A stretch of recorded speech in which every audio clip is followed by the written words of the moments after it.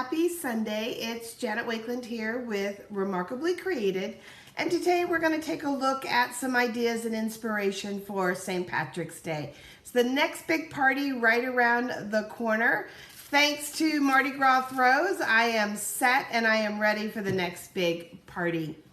Now, I've been a demonstrator for just about 26 years, and I frequently get questions like, do you have a penguin? Do you have a Yorkie? Do you have a German Shorthair Pointer? Do you have a manatee? Do you have an orca? Do you have, this type of school mascot? Do you have this specific color? And I understand that there are definitely times when a very, very specific image makes a difference and fulfills that need that you're looking for. But sometimes you can find what you're looking for when you start to go through your stash, when you start to take a really closer look at your stamp sets, at the greetings in those stamp sets. So what we're going to do today is we're going to do just that. I'm going to showcase for you some cards that are born of some creativity using products that you may already have in your stash, but are not a leprechaun, are not an actual four-leaf clover stamp, okay? They are not an Irish stamp set, a St. Patrick's Day stamp set, which in all honesty, some stamp sets such as a St. Patrick's Day stamp set can be extremely limiting because you use them once a year. You use them on St. Patrick's Day and that's it. So by looking through your stash and finding alternative ways to convey that same message, you can add value to what's already in your stash. So we're going to look at some samples. I'm going to show you where some of those ideas came from, and then we're going to make a card together. So hopefully that works for all of you. So let's switch the camera over. There we go. And let's take a look at what I came up with playing with currently available products from Stampin' Up. So here, and I got to take a peek at the back of this paper. Is this what I think it is? Okay. So this paper here is from the Flowering Tulips, the Tulips Fields. Of course, we have our Sunshine and Rainbows dies. And then this little pot is actually from the new Cactus Cuties. And then to do these little gold pieces, I actually just used a scalloped edge that I cut into shorter layers and just kind of laid them behind. And then this one is actually on a wobble, so it does wobble, okay? And then I'll show you the Lucky You greeting. I'll list where a lot of those came from for you. So that's one idea for you right there, using things that you may have. This card here with the Lucky Me. This card actually uses cards from the Memories and More, the hand-penned Memories and More set. And just creating that feeling of St. Patrick's Day with green and gold. And in this case, I went ahead and I texturized the card, the gold frame, and I actually had two of these cards. So I I fussy cut the image, popped it up. But first I put everything through the embossing machine. And then we have the Lucky Me tucked behind it. So lucky me, lucky you, right? Going back to our rainbows, and this one's a little non-traditional. We're not going to use any of the greens on it, but we do have our pot of gold, and isn't it awful lucky to find that pot of gold at the end? And then this pot was actually created from the tulip punch. Simply cut the pointy top part of the tulip off. It gives you kind of that little curved in round. And in this case, I do have in my stash an old Stampin' Up circle punch that I just couldn't part with. So just look for a circle punch in your stash, a tiny little circle die, and again, back to that.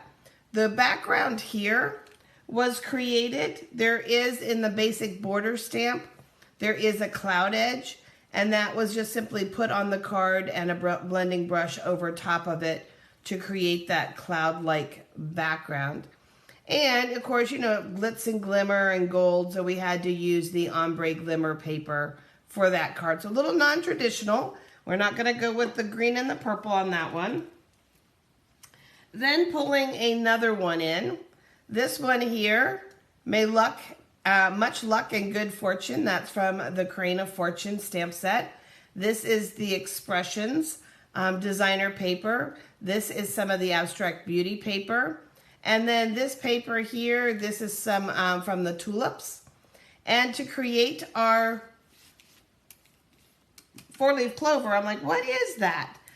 You can use any hearts that you want, but you're gonna need 4 hearts. And I usually like to work them just a little bit, kind of get a little bit of a score in them, just kind of self-bend them just a little bit. And the way that your 4-leaf clover looks at the end, it literally is gonna depend on what you start with paper-wise, what color, what kind of print is on it, all of those kinds of things. And then just working with your glue dots, you can just pick up one and you're just gonna start to shape those hearts into a clover. So if you've got a heart punch in your crafting stash, if you have heart dies, again, it just depends on the size that you're going for. This is a smaller one that's stitched. This is a larger one. This one is from the Bouquet of Love. And there actually happens to be 3 great hearts to work with. These 3 sizes are in the die, and I'm trying to remember its exact name. It's the one that creates the spinner card. Okay, if you know the name of it, give it a shout out below, but it's these 3 little hearts are in that stamp set that creates that circle spinner card with the little window openings. Lots of great little extras in that stamp set. So that's how this fun one here was created. Then you'll also be able to see that 4-leaf clover in play. This is the well-suited dies. And in this case, I chose to use Evening Evergreen paper and Granny Apple Green. Quite crazy, huh? But they definitely get real crazy for the St. Patty's Day parades that happen here in New Orleans. So I thought that that color combination would definitely pop and be a whole lot of fun. You can see where we created a little lapel pin using that technique of creating the 4-leaf clover. So sometimes it's just that color feeling with no greeting. Sometimes it's the non-color, but it's the thought of that pot of gold at the end of the rainbow, things that are thematically related to St. Patrick's Day. So we have those ones happening. Then we have this card right here, okay? And I'm gonna show you 2 versions of it. This is the standard card size, an A2 card. That these cards here are 5.5 by 4 1/4. May your greatest wish come true. Anybody want to guess? I'm not going to tell you yet. I'm going to watch the guesses come through. If you know where that greeting is from, may your greatest wish come through. And in this case, we went ahead and we brought in a little bit of bumblebee instead of orange. Traditionally, the Irish flag is green, orange, and gold. But I went ahead with a little bit of the bumblebee, brought in a little bit of the gold. So let me show you one more variation of this card before I show you where that 4-leaf clover came from. And in that case, this is a slim card, okay? I cut my paper 8.5 by 7.5 when I do my Slimline cards. That gives me a little extra piece that's perfect for layering and doing some fun things. And in this case, I left it greeting free. I wanted it to just really pop as a St. Patty's Day card, but I did some fun. This little loop piece that you see here is from the new Waves of Inspiration bundle. So it's just a nice little extra. And then we had to totally bling it up because we know that, you know, St. Patty's Day is all about that gold, the gold, you know, the gold candy and all of that kind of stuff. So just a fun card. And the designer paper used here again is from that Flowering Tulips. So let's pull in, I'm gonna bring in my piece of paper here so I don't mess up my silicone mat. And let me bring in an ink pad, and I just have a 1/4 sheet of cardstock here. And I'm going to show you just real quickly how we went ahead and created those 4-leaf clovers. So I have a stamped image here, and I just simply stamped this, oops, yeah, Janet, press it down completely before you lift it up. Anybody know? Anybody recognize this image? It's a perfect image, guys. This image is actually from the Flowering tulips. It's this image right here. It actually could be kind of a real cool abstract heart as well. Sharon Ware, woohoo, Sharon. Message me your address. I'll send you a little prize tomorrow. She is right. This greeting, may your greatest wish come true, is from Hello Ladybug. Perfect, absolute perfect greeting for St. Patrick's Day. So our 4-leaf clovers on this card is from this piece right here. You're all going to be scouring through your catalogs looking for more images. So again, just working with that and a shade of ink, and I'll set that off on this piece of paper for just a second. We'll close that up, set that aside, and then this is the card we're going to make together with some bonus tips. So again, an image that sort of looks like 4-leaf clovers. Okay, it's not perfectly 4-leaf clovers, but I think with the greeting Lucky Me, you totally get that. Both pieces of paper are from Abstract Beauty, and then the Lucky Me is from one of my favorite greeting sets, the Happy and Heartfelt. So absolutely perfect that that greeting is in there. You see that right there, Lucky Me. So one of the things that I did was I sat down with the annual catalog and the spring catalog, and I just looked for words, greetings that kind of had to do with Make-A-Wish and luck, and that's where I found the Lucky You. This is in A Wish for Everything. The Lucky Me, I found the Ladybug greeting. I would not have thought of much luck and good fortune until I started going through the catalog, and I just started looking at the stamps a little differently. I started looking at them like, oh, could I make a 4-leaf clover out of that? Or couldn't I? So those catalogs, guys, are a wealth of creativity just waiting to pop off the pages. So let's make this one card together. So this is the 4x6 sheets from Abstract, and you can see the back side of them. So on this one, I have Evening Evergreen. And let's just put that image up there, make sure nothing happens. We'll keep that kind of sort of in front of us. And we're gonna pull our image. We'll keep that a little handy so you can see it. And we're just gonna go ahead and just randomly stamp it. And I just kind of twist it up a little bit as I'm stamping it. And I'm stamping it full strength. I'm not stamping it off.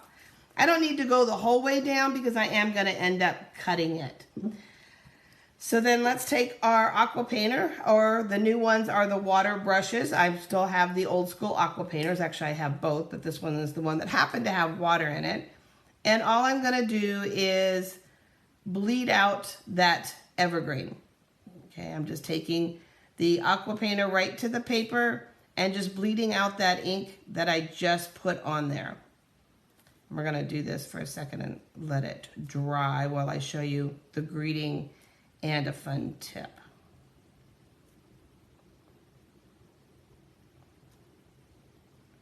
This is a nice way to color without having to pull in your blends or your markers. It just gives you another look and another option. And this works well with the Stampin' Up! Basic inks, our classic inks. This will not work with your Stays On. It will not work with your Memento. But you can get this look with our classic inks. So that's a fun thing to do. Now, could you go back in and do some shading and get uber fancy? You sure could. I just wanted something simple. But you can get as fancy as you want. That's the cool thing about paper crafting, is that somebody else may come in here and take advantage of the shade lines and add some shading in. You may choose to put a little something in the center of that clover. I chose not to because I just don't think of 4-leaf clovers as having anything in the center of them, if that makes sense. So we're gonna set that aside for just a second and let it dry a little bit before I put it under my trimmer. And in this case, I'm just gonna tear a little bit of the bottom off. And a little tip when you're tearing, if you want a white edge, pull the paper towards you. If you don't want that white edge, then tear the other direction, okay? But I did want that nice white edge. So then for our greeting, did I even bring the stamp? Oh yes, I did. So let's take this image off and we're gonna set it up here to dry. So I do have that image and I'm using Lucky Me again. That's definitely gonna get its mileage right now. And let's stamp it once just so I know where it's at. And I left the die on here for a reason, okay? I've run it through the machine once, just so I don't have to run it through here and shake the table and everything. And I've stamped Lucky Me, but the reason why I've left this die in here is I want to show you a fun tip. Later in the month is actual National Doodle Day, and I will tell you it's really hard for me to doodle.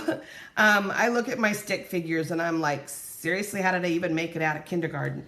But once you start doodling and realize that doodling is not perfection, doodling is just what it is, doodling, you can have fun. But there's some things that you can do to help a little bit with doodling. So in this case, I'm just going to draw a box on the inside of my die. I'll pop this out and I'm going to pop this down and I'll hold it up for you guys. So now I have that nice straight balmy blue line around the inside. And now all I'm going to do is I'm going to take and I'm just going to put some squiggles, that is a real word I believe, over these lines. You could do stitch marks, you could do dots, you could do other things. But by using your rectangle squares, your triangles, your circles and things like that, that gives you a nice base place to start with. So now let's set that aside. We have those.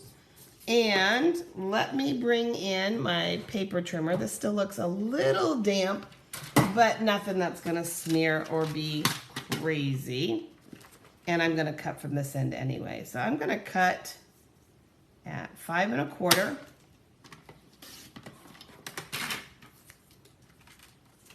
And we'll set that aside. And I make a lot of my cards lengthwise, just for me because I find they stand up better to photograph. So that's just kind of the thing that I like to do, is to make them lengthwise. Oops, I got a little bit on the card. You know what? That's okay. Nobody's going to see it, right? So let's just flip this over. Oh, sugar beets. Well, I'll just show it to you the way it would look without the adhesive. So we're going to put this piece on. We're going to put this piece on. And then with dimensionals, we would pop up the title. So that quick and easy. Now let's show you where that 4-leaf clover came from. That is from the Flowers of Friendship. And you actually have a second one that would work as a 4-leaf clover. And then look, you have a whole border of 4-leaf clovers if you wanted to kind of take it to the next level. So these stamps are perfect. They're going to give you that pretty little outline. And just as a quick review, let me take you back through them again, and I will be posting them in the coming days. So we have this really pretty card here. This one, probably one of my favorites. It's just so simple and elegant. Plus, I'm enamored of this paper in the Abstract Beauty. I'm just enamored with the Abstract Beauty, period. But nice and simple. Again, stamping it in the Evening Evergreen and watercoloring right over the ink with your aqua painter.